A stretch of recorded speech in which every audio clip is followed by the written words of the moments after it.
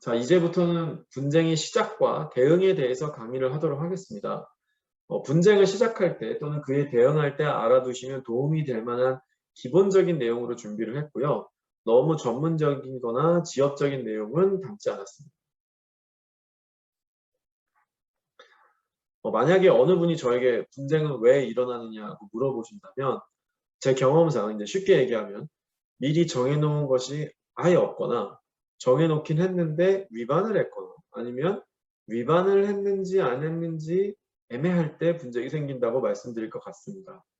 즉 무역 거래를 하면서 아주 간단히 PO로만 거래를 하다가 미리 합의하지 않은 상황에 대해서 다툼이 생겨서 분쟁으로 이어질 수가 있고요. 또는 계약서를 체결하고 명시적으로 일방이 그 합의 사항을 위반하는 경우 분쟁으로 당연히 이어지겠죠.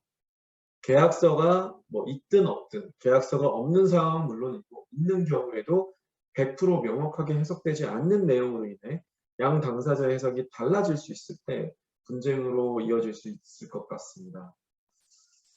자, 그럼 뭔가 다툼의 상황이 있거나 예상이 될 때 맨 처음에 해야 되는 것은 무엇일까요? 변호사를 찾아간다? 물론 그것도 맞는 얘기지만 내용의 관점에서 생각해보면 제일 먼저 해야 되는 것은 분쟁을 할지 말지 또는 시작된 분쟁에 대응을 할지 말지를 결정하는 것이라고 생각됩니다. 간단히 얘기하면 분쟁을 시작하거나 대응하는 것과 안 하는 것의 실익을 합리적으로 판단하는 것이 맨 처음 해야 할 일이라고 생각이 드는 거죠. 그 기준으로 생각할 수 있는 것들 중 하나가 바로 시간입니다. 분쟁을 시작해서 마무리하기까지의 소요 시간이 얼마일까요? 사실 그게 누구도 정확하게 여기서 여기까지는 얼마야 라고 말하기는 어려울 겁니다. 근데 여기서 중요한 건 사실 그 시간이 얼마냐에 보다는 구체적인 시간보다는 그 시간 동안은 정상적인 비즈니스가 어렵다는 분쟁을 하는 시간 동안은 기존에 내가 하고 있는 정상적인 비즈니스가 어려울 수 있다는 겁니다. 그냥 묻어두고 지나갈 때의 손해와 그 분쟁을 시작하거나 대응하면서 비즈니스를 하지 못했을 때의 손해를 파악하고 나중에 그 분쟁을 승리했을 때의 이익과 함께 고려해 보는 거죠. 이것과 관련이 되면서 다음에 또 고려하셔야 되는 것이 바로 비용입니다. 시간은 본인이 함께 고려를 해야 되는 것이죠. 변호사나 기타 전문가에 대한 비용, 그리고 각종 파일링 피, 예컨대 법원에 소송을 제기할 때 법원에 내는 비용, 그 밖에도 소송을 하면서 처리하지 못하는 물건들을 보관하는 비용, 다른 곳으로 운반해야 할 경우에 운송비, 그 밖에 빌린 돈의 이자 등도 생각을 해야겠죠.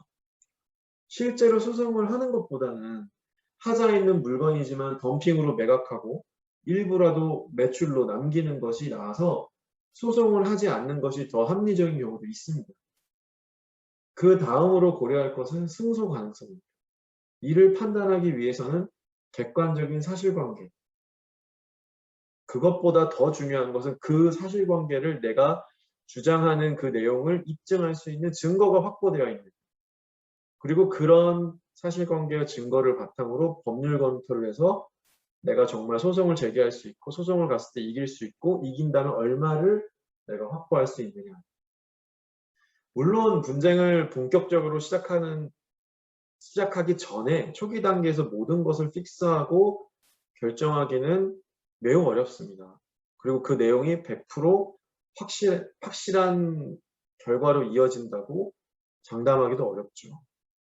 하지만 적어도 승소할 가능성이 있다고 판단해야 분쟁을 시작하거나 대응할 수 있을 것입니다. 예컨대 어떤 케이스의 경우에는 고객이 알려준 사실관계에 기반한 법률 검토로는 승소 가능성이 있는데 증거가 확보되지 않아서 안 될 수도 있는 거고요. 또는 고객이 주장한 사실관계와 증거관계는 다 있는데 법률 검토를 해봤더니 이거는 추후 제가 설명하겠지만 소멸시효가 도과해서 청구할 수 없습니다. 이 부분은 저희가 이길 수가 없습니다. 이런 상황에서 승소하기는 어렵습니다.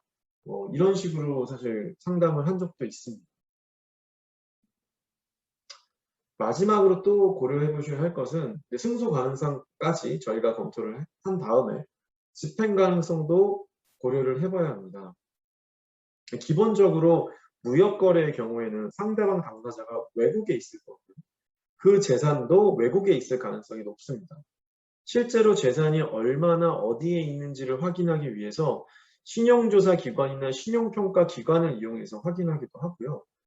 또 외국 판결이나 중재 판정을 실제 집행할 수 있느냐에 대해서도 검토를 해야 합니다. 그러니까 승소를 해서 내가 이 사람에 대한 어떻게 보면은 권리가 있다는 걸 확인을 받은 거죠. 그것을 실제로 내가 돈을 받는 거 아니면은 그 권리를 실현하는 것이 집행인데 그게 가능하지 않을 수도 있는 거예요.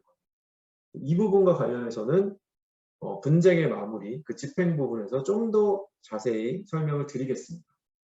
요컨대 이와 같은 이제 시간, 비용, 승소 가능성, 집행 가능성 등을 종합적으로 고려해서 분쟁을 시작할 거냐, 안 할 거냐, 대응할 거냐, 안 할 것이냐를 잘 결정해야 하겠습니다. 자, 다음은 이제 고객분들이 또 자주 물어보시는 클레임 레터, 내용 증명에 대한 설명을 드리도록 하겠습니다. 여기 화면에 보이시는 것이 이제 클레임 레터인데요. 매우 간단한 내용이죠. 이 화면 역시 클레임 레터의 샘플입니다. 앞서 보신 것보다는 조금 더 자세한 것 같죠. 네, 이건 이제 국문으로 된 클레임 레터, 그러니까 내용 증명인데요. 매우 간단하죠. 이거 역시 내용 증명인데 조금 더 자세한 편이고요. 마지막으로 이것도 내용 증명인데 앞선 내용과 유사한 내용의 흐름을 갖고 있는 걸 볼 수 있습니다. 제가 왜 이렇게 다양한 내용의 클레임 레터나 이제 내용 증명을 보여드렸냐면 뭐 케이스마다 사실 작성했던 클레임 레터나 내용 증명은 너무나 다 달랐어요. 기본적인 양식은 있지만 그 안에 들어가는 내용, 어떤 내용을 담는 게 좋은지 안 좋은지, 그리고 형태는 또 어떻게 하는 게 좋은지 안 좋은지, 그리고 톤은 어떻게 하는 거 좋은지 안 좋은지 다 달랐어요. 그러니까 방금 보여드린 그 다양한 형태의 그런 클레임 레터와 내용 증명처럼 각 케이스마다 필요한 클레임 레터가 따로 있다는 거죠. 그래서 어떤 경우에는 뭐 이런 경우도 있었습니다. 그러니까 상대방이 클레임 레터를 보내온 것을 저희가 받아가지고 고객분이랑 같이 상담을 했는데 어떻게 대응을 할지를 그 내용만으로는 우리가 뭘 도대체 해달라고 하는 건지, 그리고 어떤 내용을 실제로 문제를 삼는 건지, 왜냐면 오랫동안 이제 거래를 한 상황에서 뭐가 여러 가지가 이슈가 됐던 상황이면 결과적으로는 이게 별다른 의미 없는 문서가 된 거죠. 그래서 제가 여기서 제안드리고 싶은 거는 꼭 전문가인 변호사의 도움을 받아서 작성하시는 게 도움이 된다. 그게 그렇지 않을 경우에는 의미 없는 문서가 될 수도 있다라는 것을 말씀을 드리고 싶었고요. 그 이유에 대해서는 좀 더 자세히 설명을 드리겠습니다. 클레임 레터의 의미는 이제 법률적으로 먼저 살펴보면 한국 민법상으로는 이제 최고의 의미를 갖고 있습니다. 유사한 말로 바꿔보면은 이제 최후 통첩, 이제 의무 이행을 독촉하는 것인데, 이런 최고가 사실 본 계약서상 필요한 경우도 있고요. 아까 앞서서 살짝 말씀드렸지만 손해배상 청구를 하기 위해서는 적어도 계약의 의무 이행을 한 번은 더 독촉을 해야 된다거나 아니면은 법률상 필요한 경우도 있습니다. 그래서 이런 것들을 일단 의미를 알고 계셔야 되고, 그러니까 이게 클레임 레터가 어떤 분은 저한테 이제 클레임 레터를 꼭 보내야 됩니까? 아, 이거 불필요한 거 아닙니까? 근데 그것만으로는 모르죠. yes or no인데 본 계약서를 보면 채무 불이행에 따른 계약을 해제하려면 손해배상을 청구하려면 먼저 최고를 해야 된다고 규정이 되어 있습니다. 그래서 이번에는 클레임 레터를 꼭 보내셔야 합니다. 라고 이제 상담을 한 적도 있고요. 한편 이제 비법률적인 측면에서도 한번 생각을 해보실 필요가 있는데, 앞서 말씀드린 최후 통첩이나 선전포고의 의미도 있고, 일단 분쟁이 이제 가까워졌다는 느낌을 상대방에게 주면서 의무 이행을 해야 한다는 이제 심리적 압박을 줄 수가 있죠. 그래서 이런 의미를 고려해서 이제 클레임 레터를 보내시게 되는 것인데, 제가 얼마 전 미국 고객과 상담을 하면서 이제 이런 질문을 받은 적이 있어요. 그러니까 한국 법원에 소송을 하려면 클레임 레터를 꼭 보내야 하는 것이냐라고 얘기를 이제 질문을 하셨는데, 그래서 제가 말씀드린 거는 이제 소제기 절차를 위한 절차법상 클레임 레터를 요구하는 것은 아니다. 하지만 앞서 말씀드린 것처럼 계약상 내가 청구를 하는 것이 타당하려면 반드시 클레임 레터를 보내는 게 맞을 수 있다. 예, 이렇게 말씀을 드린 것이 생각이 납니다. 자, 그럼 이런 클레임 레터의 장점과 단점을 좀 한번 살펴볼 필요가 있겠는데요. 장점은 이제 앞서 말씀드린 것처럼 이제 클레임 레터를 보내서 비법률적인 효과를 내어서 상대방이 바로 이행을 할 수도 있죠. 그렇게 되면 사실 분쟁을 막을 수 있는 거죠. 근데 이와 같은 장점이 있는데 또 한편으로는 그 내용 증명을 잘못하면은 분쟁을 오히려 나에게 불리하게 만들 수도 있습니다.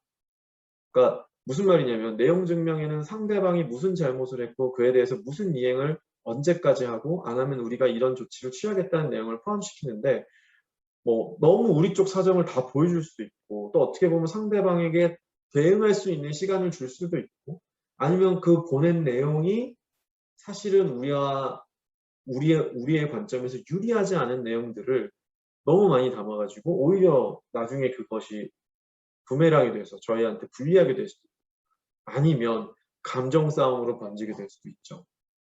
그래서 클레임 레터를 잘못 보내서 오히려 분쟁이 커지거나 뭐 불리해지거나 해결이 어려워진 케이스도 실제로 있었습니다. 그래서 이런 부분들을 잘 고려해서 작성하고 보내셔야 될 것 같고요. 그럼 내용 증명에는 어떠한 내용이 들어가고 어떻게 작성을 해야 하느냐. 제일 먼저는 아까 말씀드린 것처럼 지금의 사실관계를 확인하는 것이 필요합니다. 예컨대 저희가 상대방에게 책임을 추궁하면서 이러이러한 일들이 있지 않았느냐라고 클레임 레터에 담아서 보내고 상대방이 그것은 맞다 라고 답장이 오거나 별다른 이야기를 하지 않고 그러니까 이의를 제기하지 않는다면 뭐 그 자체로 책임을 인정한 것은 아니지만 그래도 그 분쟁의 사실관계를 정리하고 어느 정도 상대방도 그 사실 자체에는 큰 이견이 없다는 걸로 정리가 될 수 있겠죠. 그러니까 이게 나중에 분쟁으로 갔을 때 실제로 소송 절차나 뭐 이런 분쟁의 이제 절차로 이어졌을 때 사실관계 확정에 도움이 분명히 됩니다.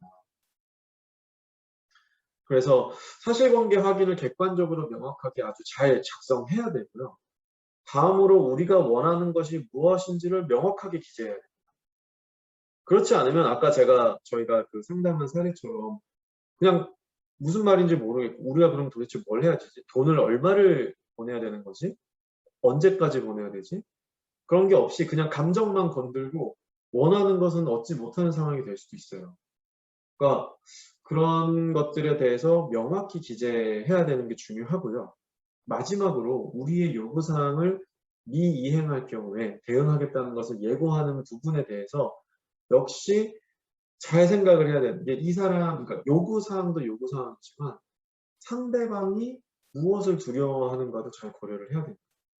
돈을 두려워하는 것인지 그러면은 만약에 액수를 좀 늘리는 거겠죠. 액수를 늘린다는 게 뭐 거짓말로 뻥튀기를 하라는 게 아니라 할 수 있는 최대한의 액수를 만드는 것이겠죠. 만약에 명예를 두려워하는 레퓨테이션이나 이런 것들에 대한 어떤 훼손을 되게 두려워하는 분이라면 언론 보도나 뭐 다른 곳에 대한 고발을 통해서 이런 너의 레퓨테이션에 악영향이 있을 수도 있다. 그런 것들을 적을 수가 있겠죠.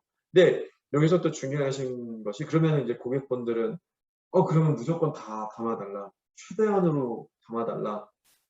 뭐 예를 들어서 형사처벌에 대한 것도 자세하게 담아달라 막 이러시는데 그 내용들이 합리적인 선에서 기재가 되어야 한다는 겁니다. 만약에 이게 너무 지나치게 되거나 과장이 있거나 뭐 어떻게 보면은 협박이나 아니면은 블랙메일처럼 보이게 되면은 뭐 감정 싸움이 될 수도 있고 실제로 이것이 부메랑으로 돌아와서 저희에게 불리하게 작용할 수도 있다는 겁니다. 그래서 그런 부분들을 굉장히 신중하게 고려해서 이 마지막까지 그 클레임 레터의 마지막까지 잘 작성하시기를 바라고요. 다음으로는 이제 분쟁을 시작할 장소에 대해서 강의를 좀 해보겠습니다. 앞서서 이제 분쟁 해결 조항을 설명할 때 잠깐 설명을 드렸던 내용인데요. 이제 고려할 점에는 당사자 및 재산의 소재, 준거법, 승소 가능성, 집행 가능성, 그리고 이제 당사자 간의 합의 여부 등입니다. 그러니까 이와 관련해서 좀 도움이 되실지 몰라서 만약 한국에서 소송을 한다고 할 경우 그 소요 기간과 비용 등에 대해 먼저 간단히 설명을 드리면요. 1심, 그러니까 사실심, 즉 법원이 사실관계 판단까지 하는 경우에 대략 6개월에서 12개월가량이 이제 소제기부터, 소를 시작하는 것부터 판결을 선고하는 것까지 소요가 되고요. 이와 관련한 이제 변호사의 사전 준비는 한 1개월 정도 생각하시면 됩니다. 한국은 이제 참고로 이제 3심제이죠. 그래서 1심, 2심, 3심까지 하면서 이제 법률 절차가 소송 절차가 되고 2심까지는 사실심, 그러니까 사실관계 판단은 2심까지 다툴 수 있고 3심은 이제 법률의 위반만, 법률 검토만 다투는 거예요. 그러니까 여기서 중요한 거는 뭐 각심급이 아니라 이런 3심제까지 갈 수 있다는 거예요. 그러면 소송에 대한 소요 기간이나 비용 등이 사실 많이 나올 수 있다는 겁니다. 그래서 근데 이제 보통은 근데 또 실무적으로 3심까지 가는 경우가 많지는 않아요. 이제 대법원까지 가는 경우는 뭐 모든 케이스가 그런 건 당연히 아니고요. 또 이제 그런 소송 기간, 비용, 뭐 기타 여러 가지 사정들을 종합적으로 고려해서 보통은 1심에서 소송이 종결되는 편이긴 합니다. 그리고 비용의 경우에는 이제 사실 법원에 대한 파일링 비용은 아주 심각하게 고려하실 정도는 아니고 사실은 그 변호사 비용인데 변호사 비용의 경우에는 보통 소송 이런 케이스 같은 경우는 착수금, 그러니까 리테이너 피 그것과 성공보수, 컨틴전시 피로 구성이 되는데 성공보수는 이제 보통 고객이 회수하는 금액의 일정 퍼센트 혹은 픽스 피로 책정을 해요. 그래서 그거에 대해서 어디가 적정한지 또 언제 어떻게 주는지 사실 이런 내용에 대해서도 사실 좀 알고 계시면 도움이 많이 되실 텐데 이런 변호사 비용에 대해서는 추후에 조금 더 자세히 살펴보도록 하겠습니다. 만약에 이제 미국에서 이제 다투기를 했다, 분쟁을 하기로 했다라고 결정을 하고 미국에서 소송을 진행해서 법원의 판결이 나왔을 때 뭐 어떻게 대응을 해야 되는지에 대해서 간단히 소개를 드리겠습니다. 이제 미국 법원에서 대응을 할 때는 당연히 한국 법원과는 다르다는 점을 전제로 전문가의 도움을 받으셔야 하고요. 그러니까 어떤 고객분은 저한테 무역 거래 분쟁으로 미국 법원에 소송을 제기하고 싶은데 혹시 한국처럼 나 홀로 소송을 해도 되느냐? 나는 영어도 잘한다. 그런 분이 계셨습니다만 미국에서는 소송이 한국보다 제 생각에는 더 무거운 절차라고 생각이 들어요. 또 한국 법원은 이제 판사나 법원 기타 조직이나 뭐 주변의 다른 이제 그런 비영리 단체나 이런 데서 아니면 뭐 공짜로가 아니어도 적은 비용만으로도 좀 소송을 할 수 있게 당사자를 도와주거나 개입하는 경우가 많은 것 같아요. 근데 미국도 물론 그런 시스템이 갖춰져 있지만 그렇게 한국에서 미국 법원에서 그러니까 한국분이 미국 법원에서 소송하시는데 그렇게 많은 지원을 받을 수 있을지도 애매하고 그런 과정을 또 거치시는 게 힘드시니까 제가 그때마다 권유드리는 거는 미국 변호사님을 잘 만나서 자문을 받으시면서 소송을 진행하시는 것이 맞겠다라고 말씀을 드립니다. 또 어떤 고객분께서는 이제 한국 법원에서 미국 판결에 대해서 상소, 어필을 할 수 있느냐고 물어보신 분도 계셨어요. 그래서 뭐 당연히 불가능하고요. 한국에서는 미국 판결과는 별개로 소송을 제기할 수는 있는데 있기는 하겠지만 그게 과연 얼마나 실익이 있겠냐. 그러니까 미국 판결의 취지, 뭐 관할, 뭐 준거법, 집행 등까지 다 고려해서 이제 실제로 한국 법원에서부터 의미 있는 판결을 받을 수 있는지 볼 때 실익이 있지는 않다고 생각이 듭니다. 그리고 마지막으로 이제 미국 법원의 판결을 한국에서 집행할 수 있는지가 문제될 텐데 이에 대해서는 추후 집행과 관련하여 좀 더 자세히 소개를 드리도록 하겠습니다. 다음으로 생각해 보실 것은 분쟁의 수단인데요. 합의가 없는 경우에는 이제 소송, 중재, 조정 등에서 자유로이 선택을 할 수 있는 것이 원칙인데 조정 같은 경우는 상대방의 동의가 없으면 사실 이뤄지기가 어렵고요. 한편 고객분들은 형사 절차를 같이 해야 하는 것 아니냐는 문의를 종종 하시는데 민사 절차, 예컨대 손해배상 청구와 형사 절차, 사기죄로 고소를 하는 것 이런 절차는 별개의 절차고요. 직접적으로 영향을 미치지는 않습니다. 특히 형사 절차는 민사 절차의 소송과는 달리 강제 절차가 많이 포함되어 있기 때문에 형사 절차를 진행할지 여부를 결정하는 것은 더 신중함을 요구하고요.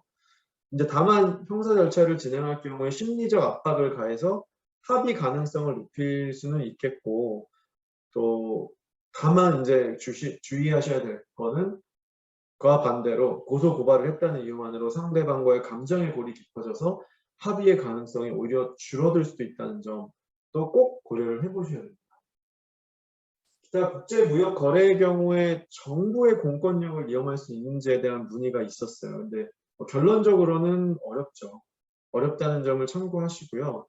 그 밖에 공권력은 아니지만 이제 이런 한국 회사의 해외 미수 채권 추심 전문기관을 활용하는 것도 고려해 볼 수가 있습니다. 여기 나와 있는 한국무역보험공사 K슈어의 이제 국외 보상 채권부에 문의를 하셔서 그 도움을 받으실 수 있으면 사실 그것 역시 좋은 분쟁 해결의 수단이 될 수 있을 거라고 생각이 듭니다.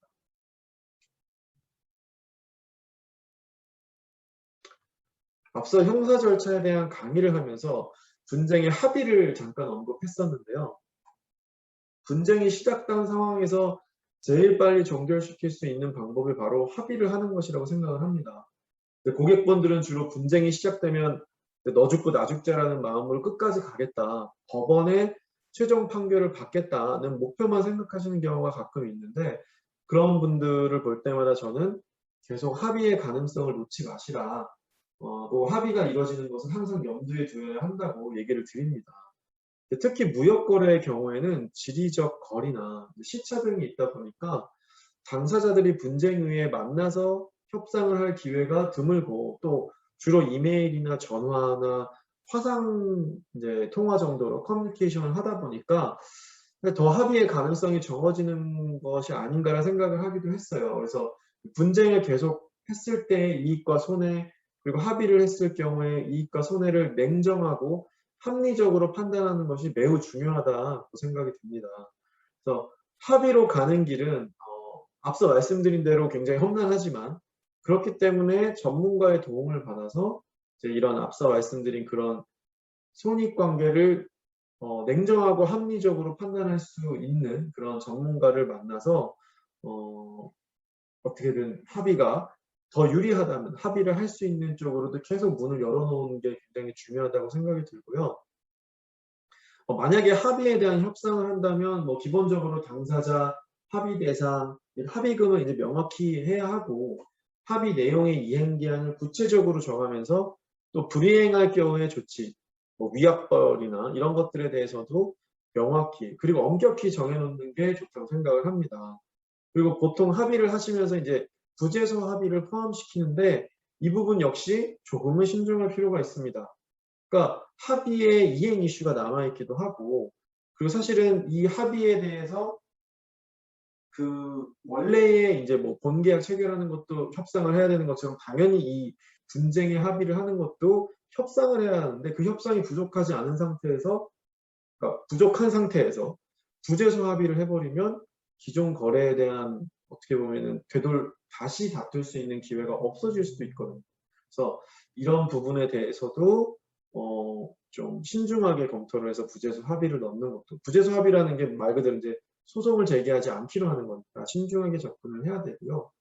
참고로 부재소 합의가 있더라도 예를 들어 예상하기 어렵거나 매우 부당한 합의라면 다시 소송을 할 수는 있습니다. 그 점은 이제 알고 계시고.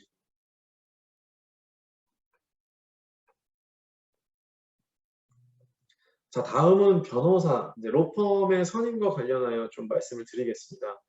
사실 이에 관한 강의를 준비하는 것이 쉽지는 않았습니다. 내용적으로 어렵다기보다는 이제 어떤 내용을 어떻게 전달할 것인가에 대한 고민이 사실 많이 되었어요. 제가 이 내용을 근데 강의에 넣게 된 것은 사실 고객분들의 요청 때문이었습니다. 고객분들께 제가 이 무역 아카데미에서 한미 비즈니스 관련 이 내용을 이제 분쟁과 관련한 내용을 강의를 하게 되었는데 어떤 내용을 포함시키면 좋겠냐, 수강생으로서 혹시 듣고 싶은 내용이 있으시냐라고 여쭤봤더니 몇몇 고객분들께서 변호사를 선임하는 것에 대해 한번 강의를 해주면 도움이 될 것 같다고 하셨습니다. 그래서 사실 뭐 제가 뭐라고 이런 내용을 강의하겠냐는 생각도 들긴 들었는데 제가 지금까지 경험한 것들을 전달해 드리고 그로 인해서 누구라도 도움이 되신다면 보람 있는 일이 되겠다는 생각이 들어서 강의를 준비하게 되었습니다. 미리 말씀을 드리자면 이 강의 내용은 사실 다른 강의 파트와는 달리 철저히 제 개인적인 생각이고요. 참고하시는 분들도 이제 저 개인의 하나의 의견으로 받아주시면 감사하겠습니다. 좀 서두가 길었는데요. 바로 본론으로 들어가서 좋은 변호사가 누구이냐에 대해서 이야기를 해보겠습니다. 사실 어떤 변호사가 좋은 변호사냐를 얘기하기 전에 왜 좋은 변호사가 필요한지를 설명드리는 것이 더 정확한 설명이 될 수도 있겠다는 생각이 듭니다. 좋은 변호사를 만나시면 사실 그 변호사가 시키는 대로만 하시면 알아서 가이드라인을 제공하고 또 미리미리 준비를 시켜서 고객이 놀라는 일이 없도록 할 것이고 항상 고객의 이익을 최우선으로 하면서 일을 진행해서 결국은 고객에게 최고의 이익이 되는 방향으로 그 분쟁을 해결할 것입니다. 사실 본 강의 내용을 하나도 모르셔도 그 변호사가 알아서 다 처리를 해주고 또 수강생 여러분들은 그냥 지금 하고 계시는 비즈니스만 계속 집중해서 하시면 될 것입니다. 그러나 사실 좋은 변호사에 대한 기준은 워낙 다양하기도 하고 세상에 그런 완벽한 변호사를 찾기가 힘든 것도 사실입니다. 그래서 저는 제 경험상 얻은 팁 몇 가지를 수강생 여러분과 공유하는 방법으로 도움을 드리고자 합니다. 먼저 드리고 싶은 팁은 가급적 여러 명의 변호사를 만나보고 나서 일을 맡길 변호사를 결정하시라는 겁니다.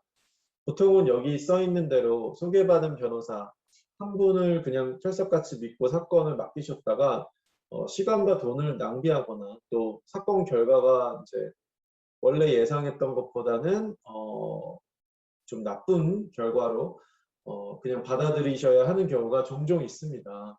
현실적으로 사람이 살다가 변호사를 만날 일이 얼마나 있겠습니까? 물론 비즈니스를 하시는 분들 중에는 송사를 많이 경험하시는 분들도 계시지만 대개는 그렇지가 않지요. 그래서 주변에 알고 지내는 변호사가 별로 없거나 알고는 계셔도 마침 필요한 분야에 그 변호사를 만나기가 쉽지 않은 경우가 많습니다. 그래서 주로 주변에 소개를 받아서 그 소개받은 변호사를 뭐 어떤 경우에는 만나보지도 않고 그냥 일을 맡기는 변호사로 이제 선임하는 경우가 있습니다. 여기 나와 있지만 좋은 변호사의 요건 중에 제일 중요한 것은 관련 사건의 경험이 있고 사업을 잘 이해하며 커뮤니케이션 능력이 좋은 것이라고 생각하고 있고요. 다음으로는 뭐 영어 능력이나 뭐 성품 등이라고 생각을 하는데 이런 것들을 파악하기도 전에 덥석 수임을 해버리는 경우가 종종 있습니다. 제가 예전에 로펌에 있을 때 고객에게 이제 해외의 현지 로펌을 소개해야 될 때가 있었는데 그럴 때 저는 보통 두세 개의 로펌들을 옵션으로 소개해주고 그 특징들을 검토해 본 뒤에 결정을 하도록 안내를 해드렸습니다. 물론 추천하는 로펌을 언급하기는 하지만 어떤 하나의 로펌만 두고 결정하게 하지는 않았죠. 물론 현실에서 뭐 3명의 변호사를 찾아보고 그렇게 또 소개해 주는 것도 쉽지 않은 것이 또 사실인데 그래도 적어도 소개받은 분과 상담은 꼭 해보시고 또 위에서 말씀드린 것들을 잘 살펴보시는 최종 결정을 하시길 권유드리고요. 가급적이면 가능하다면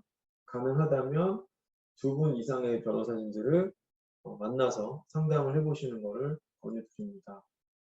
다만 첫인상만으로 또 초반에 이런 점들을 모두 파악하기는 매우 어려워요. 그래서 여기서 제가 드릴 수 있는 팁은 그 변호사의 과거에 대해서 한번 중요하게 생각을 해보시라는 겁니다.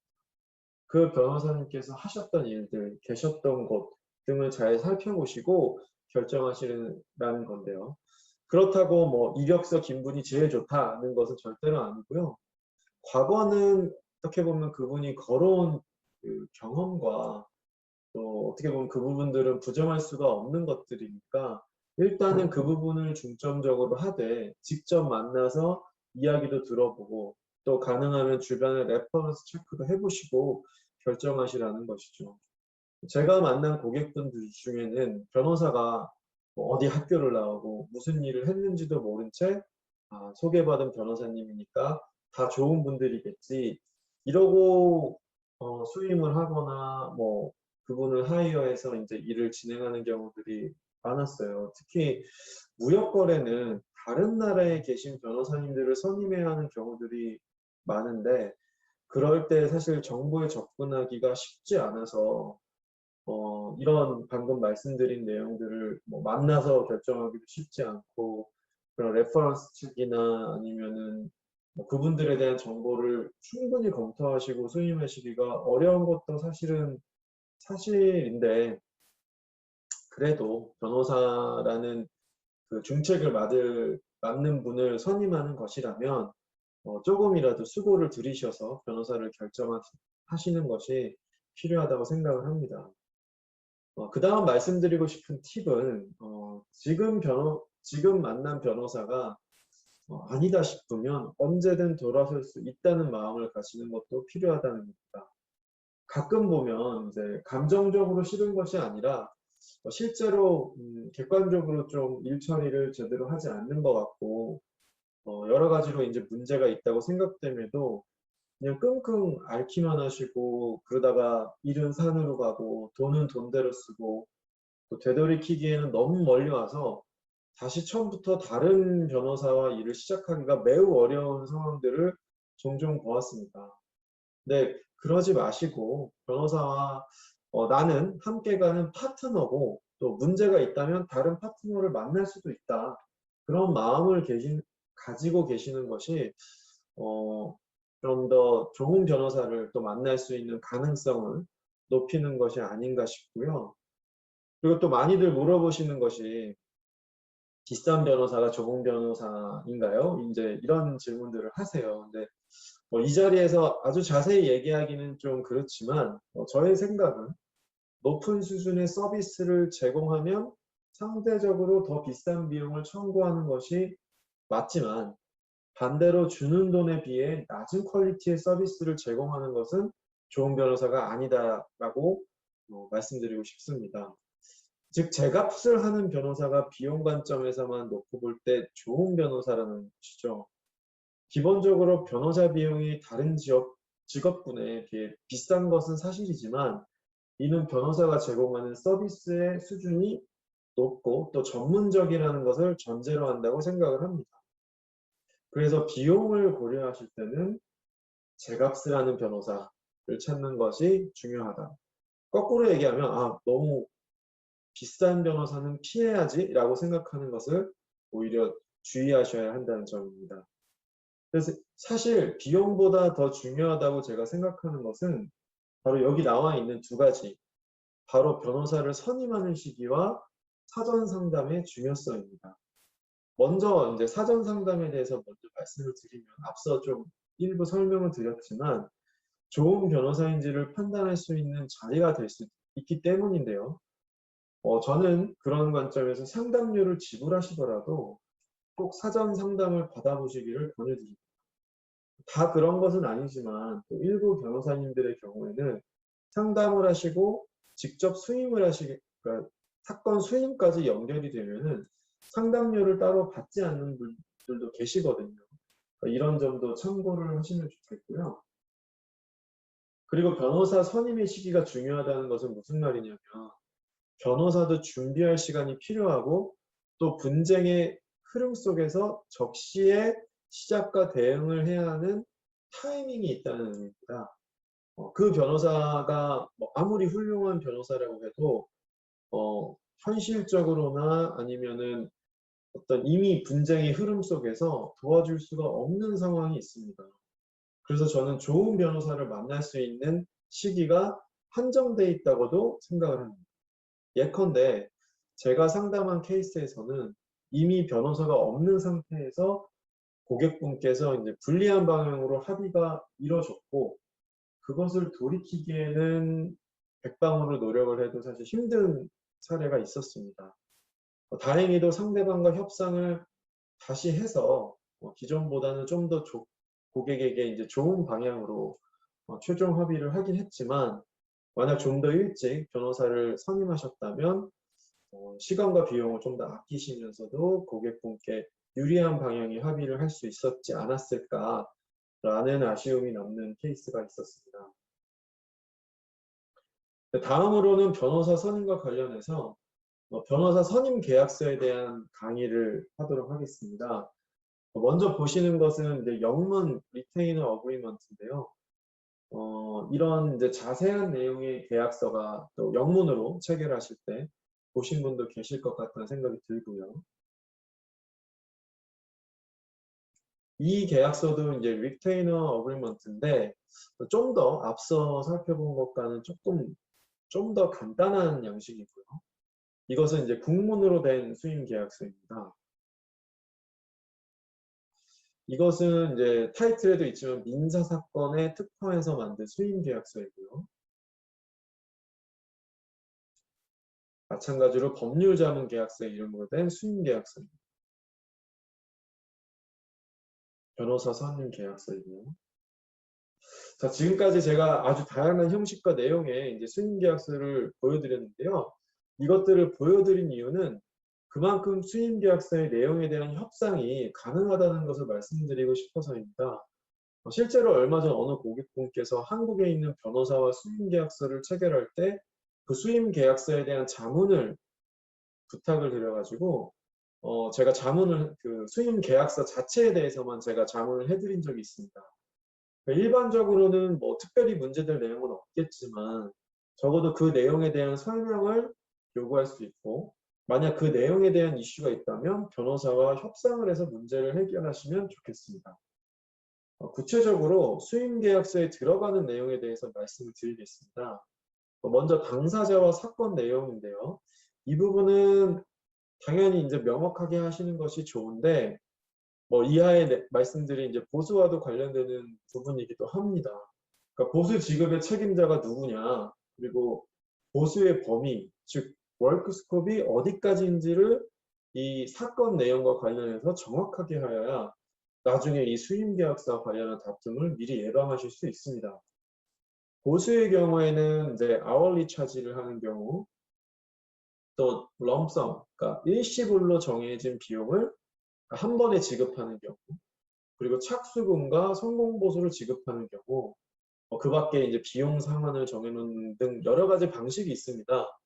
그래서 여기서 주의하실 것은 성공보수의 조건을 명확하게 해두셔야 한다는 점입니다. 이제 보수의 체계를 착수금과 성공보수 혹은 성공보수만 주는 걸로 하는 경우에 성공보수의 조건을 어떤 경우로 하는지를 정확하게 하셔야 된다는 말씀인데요. 제가 상담한 케이스에서는 성공보수의 조건을 고객이 승소하는 경우라고만 기재를 했었습니다. 근데 사실 승소에는 전부 승소도 있지만 일부만 승소하는 경우도 있지요. 근데 그 케이스에서는 수임 계약서를 체결할 때 보통 성공보수를 정할 때 방법이 고객이 지급받는 금액의 몇 %로 정한 것이 아니라 그냥 성공보수 얼마라고 금액만 정한 케이스였어요. 그럼 이제 문제가 되는 거는 만약에 일부 승소로 받은 돈이 그 성공보수보다 낮을 수도 있겠죠. 또는 그 성공보수를 주고 나면 고객에게 남는 돈이 별로 없어지는 상황도 발생할 수 있는 것입니다. 그래서 이런 상황에서 저에게 찾아오셔서 이런 경우에는 이 수임계약서를 이미 체결했고 성공보수 이만큼을 주기로 했고 근데 나는 일부만 승소를 한 상태다. 이런 상황에서 내가 어떻게 지금 돈을 다 줘야 되는 거냐 말아야 되는 거냐 이런 이슈에 대해서 상담을 한 케이스가 있었습니다. 그래서 그러니까 성공보수 조건을 명확하게 합리적으로 정하지 않으면 정말 또 다른 그 원래의 소송은 이미 끝났지만 또 다른 다툼이 시작이 될 수 있다는 거죠. 그래서 이 부분을 꼭 신중하게 또 어떻게 필요하면은 또 자문을 구하시거나 아니면은 해당 변호사와 상담을 하셔서 정확하게 정하셔야 된다는 점 염두에 주시면 좋겠고요. 또 하나 주의하실 점은 성공보수를 지급하는 방법입니다. 특히 수임계약서상 성공보수를 받는 방법으로서 변호사가 일단 상대방으로부터 모든 돈을 받은 다음에 성공보수를 일단 변호사가 가져가고 고객에게 남는 돈을 주는 것으로 정하는 경우가 있습니다. 물론 이렇게 하는 것이 불가능한 것은 아니지만 고객 입장에서는 승소를 하였어도 어떻게 보면 부당하게 돈을 지급받지 못하는 경우가 생길 수도 있고 결국은 또 다른 분쟁이 시작이 될 수도 있는 것이지요. 그래서 한국에서는 사실 잘 활성화되어 있지는 않지만 에스크로 제도를 활용하는 것도 고려해 볼 수가 있습니다.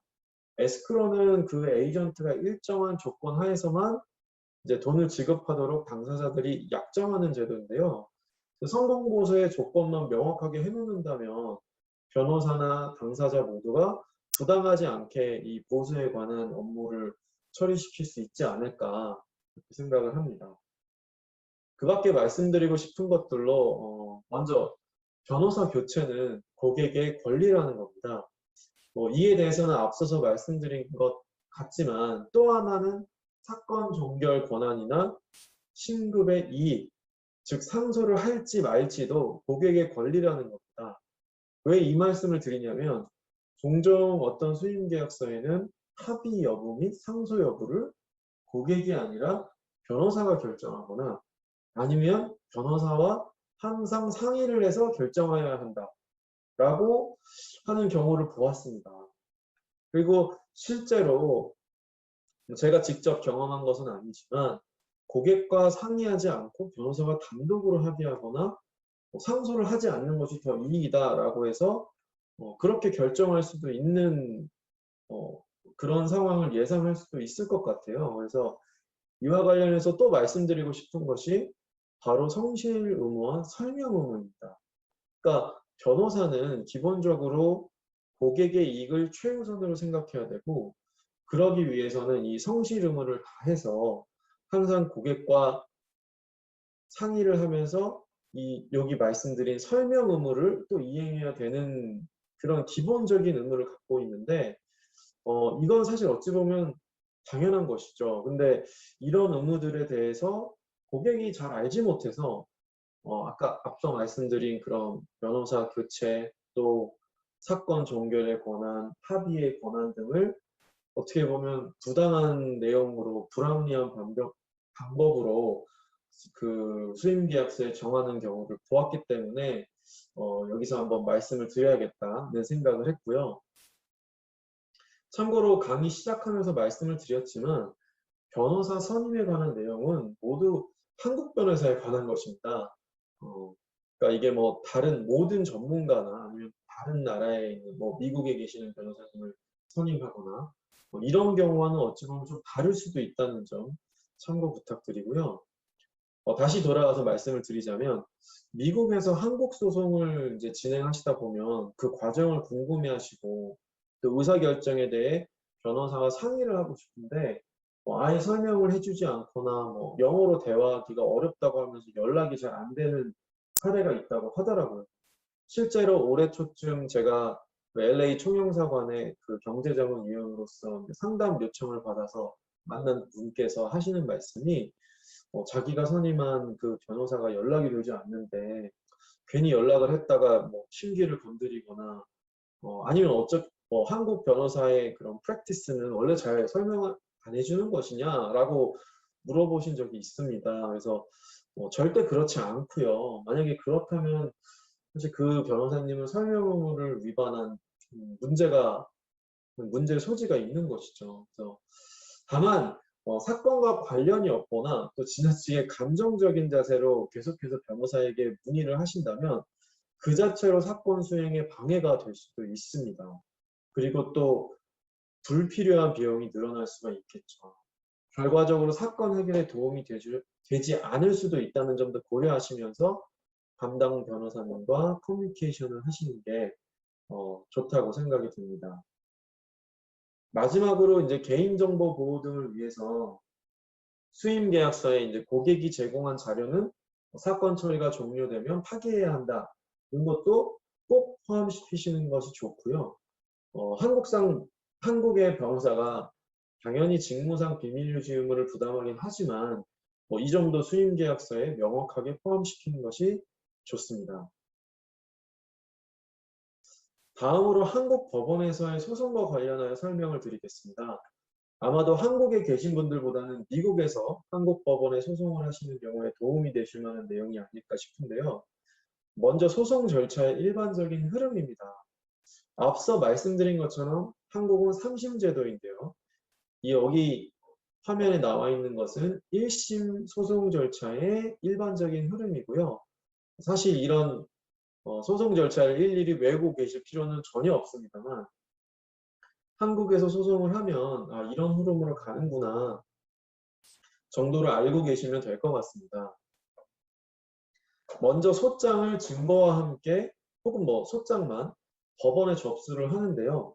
요즘은 전자소송 시스템이 잘 되어 있어서 제가 경험한 대부분의 소송은 모두 전자소송 시스템으로 접수를 하고 진행을 했습니다.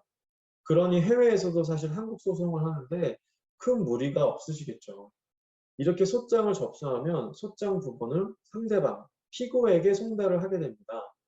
무역거래 분쟁의 경우는 해외에 계신 분들께 소장을 송달해야 할 텐데 국제민사사법공조 등에 관한 예규에 따라서 법원 행정처가 해외로의 우편 송달을 하기도 하고요. 소장의 게시를 통해서 공시송달, 즉 직접 송달하는 것은 아니지만 이제 법률상 송달의 효과가 나타나게 하는 방법을 이용해서 송달을 하기도 합니다. 여기서 공시송달을 하는 경우는 이제 주소가 명확하지 않거나 하는 그런 이유 때문인데요. 이유의 설명을 드릴 지급명령 제도나 외국 판결의 집행에서 공시송달이 좀 불리하게 작용될 수도 있다는 점 염두에 두시면 좋겠고요. 예컨대 이제 한국 회사가 미국에 있는 회사나 개인을 상대로 한국 법원에 소송을 하실 때 그 미국 회사나 개인의 주소를 정확히 알지 못해서 공시송달을 하게 되면 이제 나중에 좀 소송 절차상 불리한 영향을 받을 가능성이 있다는 거죠. 다음으로 피고는 이제 그 송달을 받은 피고는 답변서를 증거와 함께 혹은 단독으로 그 법원에 제출을 하게 되는데요. 소장을 송달받은 날로부터 30일 내에 제출을 하여야 합니다. 만약 그 기간 동안 답변서가 제출되지 않으면 당사자들이 이제 법원에 출석해서 진행하는 그 변론 절차 없이 바로 원고 승소, 피고의 입장에서는 패소 판결이겠죠. 그 무변론 판결이 나올 수가 있습니다. 무변론 판결은 실무적으로는 그 30일이 지나더라도 바로 무변론 판결 선고를 하지는 않고요. 그 전까지 답변서가 도착을 하면 그대로 소송 절차를 진행시킵니다. 그렇기 때문에 소장을 이제 송달 받으신 날로부터 30일이 넘었더라도 신속하게 형식적인 그 답변서라도 법원에 제출하는 것이 좋습니다. 그리고 답변서를 제출하게 되면 양 당사자들이 모두 주장과 증거를 모아서 이제 작성하는 준비 서면을 주고받게 되고요.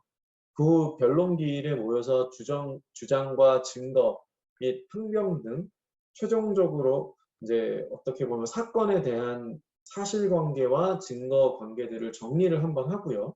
그리고 나서 이제 상대방이 제출하는 증거 이외에 당사자 신문이나 증인 신문 같은 것을 집중 증거 조사 기일이라고 해서 그날 모여서 이제 증인이나 당사자, 즉 이제 원고와 피고에 대한 신문을 하게 됩니다.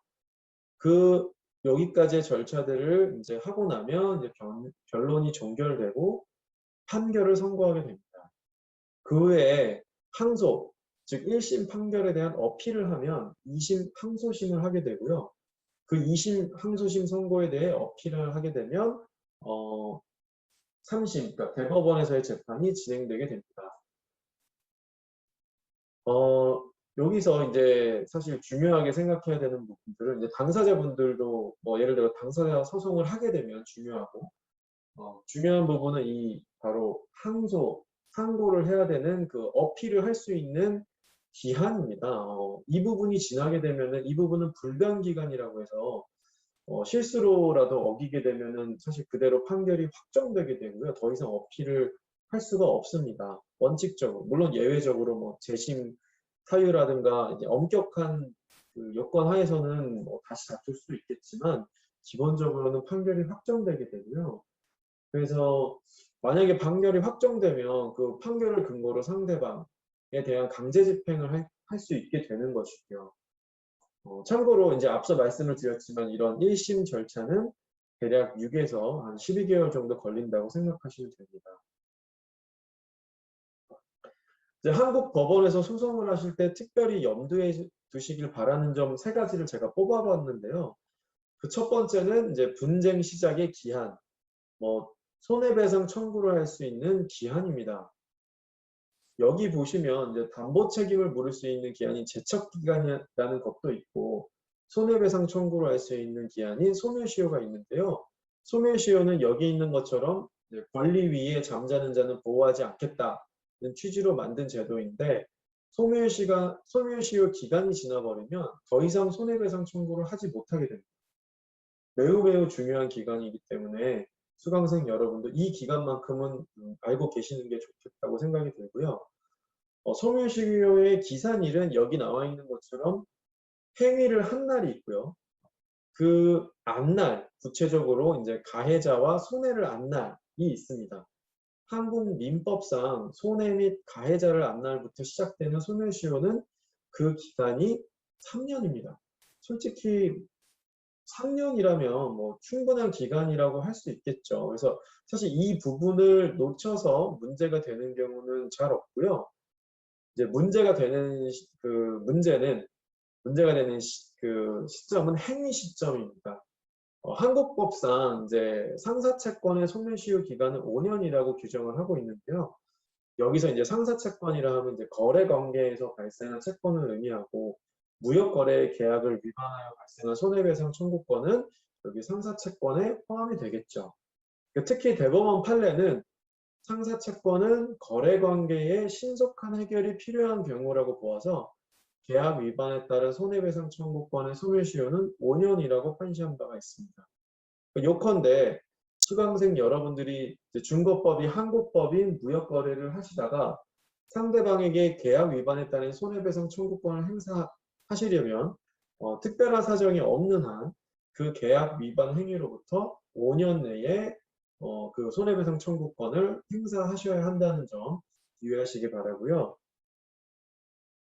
다음으로 두 번째는 이제 보전 처분이나 가압류, 보전 처분이 이제 가압류나 가처분의 중요성입니다. 참고로 보전 처분은 채권자가 채무자의 재산을 처분하지 못하도록 법원의 결정을 받아드는 것입니다. 왜 채권자가 채무자의 재산을 처분하지 못하도록 묶어두어야 할까요? 여러분이 채권자라고 한번 생각해 보시기 바랍니다. 수강생 여러분이 무역거래를 하다가 상대방이 계약 위반을 해서 손해배상 청구권, 채권이 생겼습니다. 그 손해배상 청구권이라는 채권을 가지게 된 수강생 여러분은 제 강의를 들으셔서 5년 이내에 한국법원에 소송을 제기해서 손해배상 청구권을 행사를 했습니다. 그래서 승소를 하셨고요. 그런데 이 소송의 목적이 무엇일까요? 그렇죠. 손해를 실제로 배상을 받기 위함이죠. 그럼 소송을 승소해서 판결이 확정되면 자동적으로 그 손해배상이 이루어질까요? 만약 소송 판결 선고에서 상대방은 수강생 여러분에게 100억 원을 배상하라고 판결이 났다면 판결이 확정되면 그 돈이 수강생 여러분들께 입금이 될까요? 아닙니다. 그 확정 판결을 갖고 집행을 하여야 합니다. 그런데 말입니다. 그 집행은 무엇을 상대로 해야 할까요? 피고의 재산이겠죠. 그런데 그 집행을 하려고 봤더니 피고의 재산이 이미 없다면 어떻게 할까요? 이미 팔아버려서 제3자에게 재산이 넘어갔고 뭐 가지고 있는 현금도 다 써버렸다고 하면 어떡할까요? 판결 선고를 받고 승소 판결 그 확정된 그 판결을 갖고 있지만 사실상 아무런 손해를 배상받지 못하게 되는 겁니다. 그러면은 소송을 한 목적을 달성하지 못하는 것이겠죠. 제가 앞서서 소송을 시작할지 말지를 결정할 때 여러 가지를 고려해야 한다고 하면서 사실 집행의 가능성도 고려해야 한다고 말씀을 드렸습니다. 그러니까 기껏 시간과 돈을 쓰고 나서 또 지금 비즈니스에 대한 기여비용을 써가면서 소송을 했는데 아무런 소득도 없다면 정말 난감하겠죠. 그래서 소송을 시작할 때는 반드시 보전 처분을 하여서 상대방의 재산을 묶어둬야 하는 것입니다. 제가 얼마 전 상담한 분은 저에게 찾아와서 하는 말씀이 미국에서 비즈니스를 하시는 분인데 이제 한국 회사를 상대로 한국 법원에 소송을 하고 있다고 하셨습니다. 제가 법원의 사건 검색 기능을 통해서 알아보니까 그때까지 소장은 물론 답변서까지 제출이 되었고 상당 기간 절차가 진행되었는데 아직까지 보전 처분이 전혀 이루어지지 않았다는 얘기를 들었습니다. 그래서 담당 변호사를 통해 빨리 보전 처분을 진행하시라고 말씀을 드렸던 기억이 납니다. 정말 절대로 놓쳐서는 안 되는 중요한 것이 보전 처분이라는 점을 다시 한번 강조드립니다. 그리고 마지막 세 번째는 지급 명령 제도의 활용입니다. 지급 명령 제도는 금전 채권의 채무 관계가 명확한 경우에는 빠른 시간 안에 분쟁을 마무리할 수 있게 해주는 제도입니다.